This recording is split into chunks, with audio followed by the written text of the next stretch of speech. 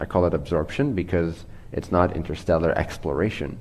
A lot of it is already explored. At least the things that we'll initially be exposed to is already documented, known for a long time. It's already been scientifically utilized, applied to, etc. So we're going to be absorbed initially into different confederations, or rather alliances, of civilizations that are of fourth density or higher in most cases.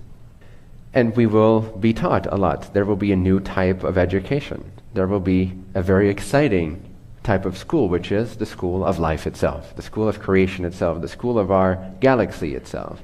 And so we will start to be taught in these matters, in these facts, and the truth of our history, which is far more weird than you might think presently, than you read in the history books, in the slave system that we call school, mandatory school as it is now. Don't put your kids in school, even if it's illegal. Just don't do it. Unless they really want to, obviously. And for many, it is a very relevant experience, and it is very helpful, and it is very exciting. But there's a lot of kids that don't want this, and they'll literally make themselves sick to not go to school, okay? They'll literally postpone their lives because they have to go to school. It's a slave system, okay? There is a law that is highest, which is free will. There's no government that could ever take this away. There's no entity, there's no legalities that could ever take this away. Free will is paramount. Now, I'm not saying not to be smart about it, but one of the exciting things we're going to realize is that this civilization and the way it's structured and the governmental structure is going to completely be turned inside out. Okay, there's going to be a coup. There's going to be a revolution where we, the beings, gain so much more freedom and information and knowledge and awareness and possibilities and exciting options to follow, exciting breadcrumb trails that we weren't ever even aware of, where we really start to feel like we are our own governance. We are the law. I mean, it sounds dangerous, but it's been made to sound dangerous for a reason, because they don't want you to realize it. But you have to understand that you are the law. Now, yes, realize this from a very profound place of love and wisdom, because it can be abused.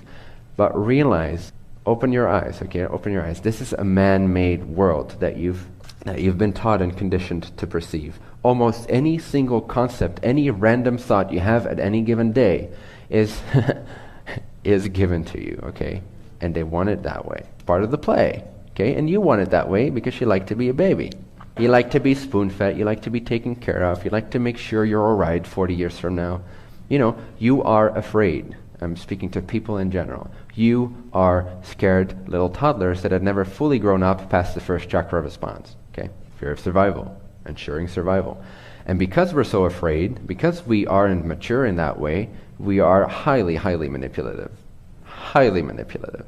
We're so manipulative that we won't realize we're manipulated, okay? This is, again, why this information is relevant. You need to wake up to the structures that exist around you with love and excitement in your heart. None of this is pointing fingers.